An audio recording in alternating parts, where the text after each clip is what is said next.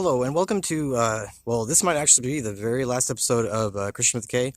Today we're going to show you, kind of like symmetrically to how we showed you how to like destroy the world in the first episode.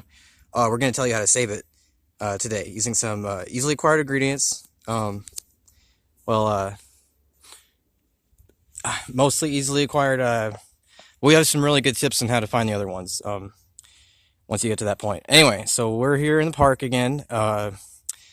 Place in the park. I don't know if it's visible, but this is kind of like a tree with I don't know, it looks like a TV screen almost image or a window. I don't know, something painted on it, or I don't know. Could just be glue left over from a sign long ago. It could, I don't know. But so anyway, great place to be attacked by Slender Man, if we were in that universe, but after careful investigation, I'm pretty sure that I'm not in the universe with Slender Man. Now that actually came partly as a surprise to me. At this point, I was like, I bet I ended up in that realm. But lo and behold, no, I didn't. Anyway, so like I said, we're going to show you how to do this. So the first thing you're going to need is, let me get my little example. Maybe I should put some stuff down. It's just, well, I don't know. First thing that you're going to need is the continuum hypothesis. Okay, so what this means is 2 to the power of a left 0 equals a left 1, and then 2 to the power of a left any number equals that number plus 1. So if it was like 2 to the power of a left 1, it would be a left 2, and so on. You're going to need the continuum hypothesis. This is, you're going to take your sentence token of the continuum hypothesis. I'll explain what you're going to use it for later. All right, but you're going to need that. All right, it's really important. Okay, so the next thing you're going to need is a book called The Way of Kings. Now, as you'll notice, this book is actually called Oathbringer. So that's okay because, let me show you on the back.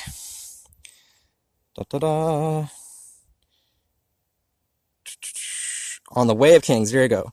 So this book, Oathbringer, is the second sequel to The Way of Kings. So it's like it's 3 of 10. It's gonna be 3 of 10 books. Probably not all as long. I was actually surprised they were able to pull this off. So normally you'd want Way of Kings, but this is fine. This just came out. It has all that magical value. All right, as a new book. Especially considering that they fit it all to like you can hold it in your hand. Anyway, so you got this book and you got your continuum hypothesis token. You can put them together for now. It's fine. Why do you need a Brandon-Sanderson book, basically? We'll get to that in a little bit too. The next thing you're going to need, we're going to symbolize using headphones. You're going to need a Canadian indie rock song. Now, you're actually, all things considered, you're going to need a lot more than one song by even the same band. You're going to need a lot of songs by this one band. And songs by a lot of other bands. You're going to need like lots and lots of songs from lots and lots of bands. I'll explain why. But the ultimate one you're going to need more than any other one, let's put it this way. You could maybe replace any of the other songs for any other things that you would need to use them for in this sequence. Maybe you could switch them out for something else that you've heard or will hear in the future, whatever. This song, you can't. And there's a surprise twist reason why you can't. So you're gonna need one specific song by a specific band. And what band is this, you might ask? Well, it's Canadian. So that narrows the options a lot in principle. Luckily, I don't need to narrow the options down because I just know the answer. It's called Broken Social Scene. From Toronto, they fluctuate number of people in the band because they have their own side gigs. They aren't really just side gigs, so it's like this really intense thing. Anywhere from 6 to 14 people playing in session at a time. Let's say if they're on tour, then it gets up to towards the max regularly, health, weather, whatever permitting. So them. And one specific song, like I said, of theirs, it's called World Sick. Okay, it's off of this one album that they released in 2010. I'm not going to dwell on it for the exact moment. You're going to need this song. So like I said, you're going to get your song, your Canadian indie rock song called World Sick by the Broken Social Scene, your continuum-hypothesis, and your Way of Kings. Now, the next thing, okay, so the next two ingredients that you're going to need, because there's only two other ones you need. The next two ingredients, they're the ones that are tough. Okay, so technically, if you can find one of them or get one of them, that should automatically unlock the other one, all things considered. So we're going to describe the simpler case first, or the primary case as it goes first. You need an actress, an aspiring young actress from South Africa, because you're actually supposed to make a series of movies using the Canadian music for the score. You're supposed to make a series of movies in which this aspiring South African actress from a young age, for some reason, agrees to like take on this role as the central protagonist of this this epic series that you're supposed to help make. Okay. Why South Africa, you might ask? Like, why? Well, according to God, apparently, I'm just saying, according to God, apparently, the reason why is because South Africa is the only country known, or apparently known, in the history of the world to have nuclear weapons at some point and then to abolish their stock of them entirely. Now, I'm sure we don't actually absolutely know for sure that they got rid of all of them. Probably don't even know for absolute sure how many they had.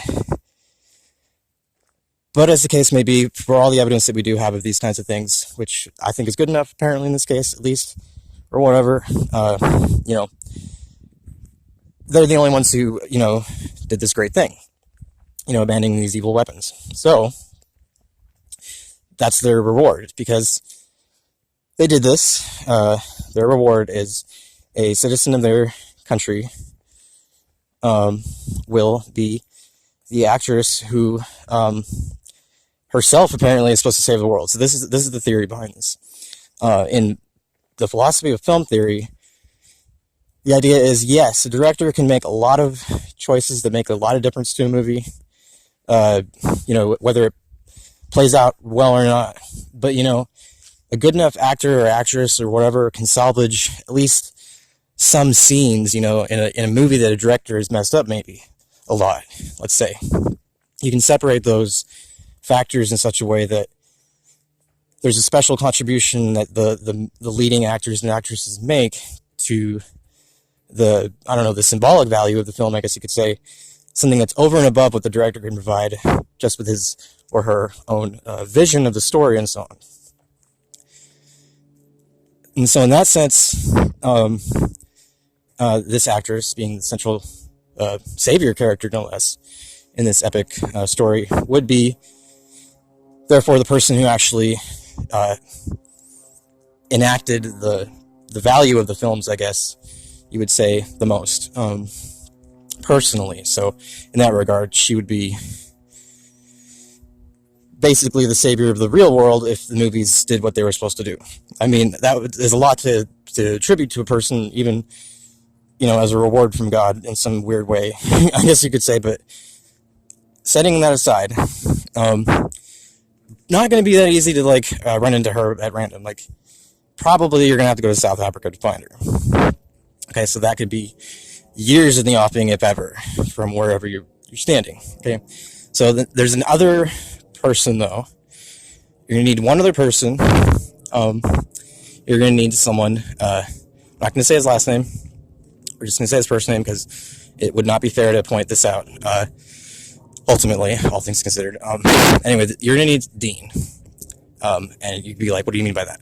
First off, this is the person who would, in theory, be, hopefully, this is what you would hope, be willing to play the role of the main actor, not really main actor in the entire series of movies, but the main hero actor, or the main savior actor. So there's a girl and there's a guy who are both the saviors of the universe. And one person does it at one time, the girl does it at the end of the movies. That's her climactic moment, as she accomplishes the ultimate salvation of the world. Anyway, So this guy would be the other savior character. So that's why it would be important that you would meet him. Does it matter that his name is Dean? Actually, not technically in and of itself. I mean, well, we'll get to it in a moment, and you'll understand why. Anyway, so you're going to need Dean, whatever that means.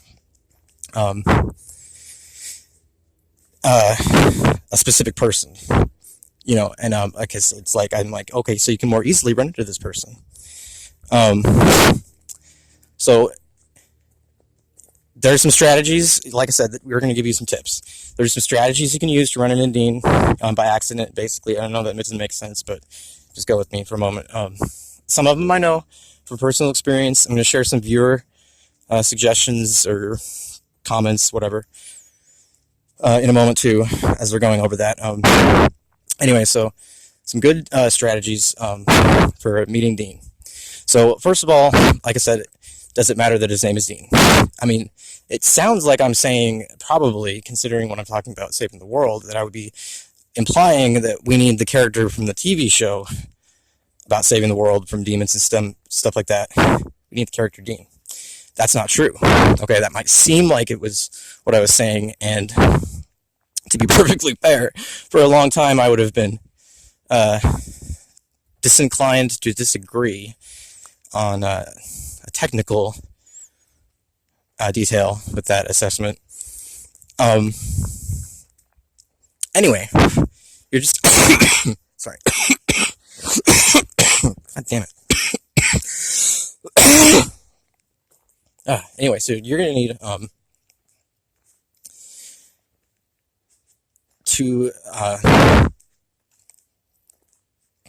summon him, because in the way that I'm going to describe, because even though he's not the character from the show, because let's face it, that person's not real, because he's not the character from the show, he's actually, okay, get this, alright, Eric-Kripke, the writer for the show, his uncle, I think it is Saul-Kripke, who is the leading philosopher on modal logic in our last half century or so, I guess. I don't know. So way up there in terms of like what he's processing or computing or arguing philosophically and stuff, mathematically for that matter.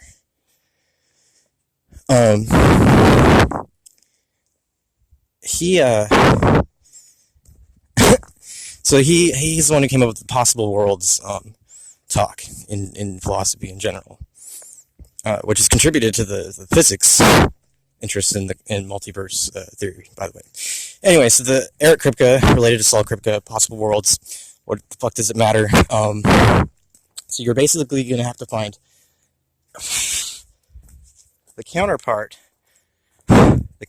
of I think of a spider on my ear, but who knows? Anyway, you're going to have to find the counterpart in our possible world, which is the actual world. Anyway, the counterpart in our world of Dean-Winchester in a possible world that actually does represent the supernatural universe. Because according to that idea, taken to its semi-logical extreme, all the other possible worlds are real in their own dimension. It's just from within each dimension, it is how you interpret things as actual, like from your point of view, if you will. It's indexed to you, because it's an indexical function. Anyway, so he has to be the counterpart, because this is how you explain how things are possible for you in your world without you existing in the other worlds that are considered possible.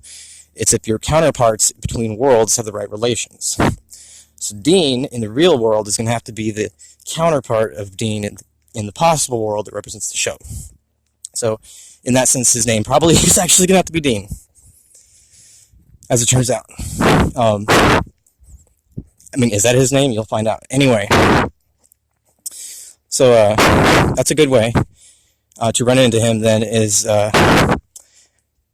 mean, it's hard to set this up, I guess, because, I mean, I don't know where you would go knowingly to do this, but if you can get yourself into a situation where someone is basically acting like a demon, like, I don't mean just like being, I don't know, vaguely malicious. I mean, that would be demonic if you think about it on some other level. But anyway, No, I mean like singing about angels and demons, and about being Satan, and zipping about and moving in this weird skeleton-like way, among other among other things. Anyway, being that is what I mean by someone acting like a demon. So get yourself into a situation where someone is acting like a demon around you, and you're like isolated. This is a really great way to have Dean accidentally show up. Now, you won't know that's his name at first. You won't actually know his name. You won't find out. It'll be a mystery to you. So when you go back to the place where you met him afterwards, when you're safe, and hope to meet him again, then you're going to think it'd be weird if his name was Dean. That's going to be your default thought from the get-go as soon as you met him. Was like, what if his name is Dean? Wouldn't that be weird? So anyway, you're going to go back, and eventually, actually, that's true. You are going to find out. He's going to tell you, I'm Dean. Like, he's just going to say it. At the end of your second conversation with him, when you run into him 5 minutes away from giving up on finding him again, if you will, that would be how that would be how that one works out.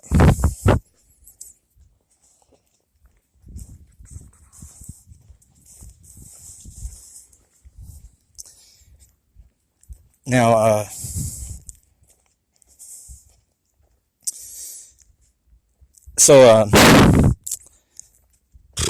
okay, look, we have a response from our South African viewership. Actually, you can't look because you can't tell that I'm recording this on my phone, so I'm just looking at a claim from a corner of my phone that a South African viewer is commenting.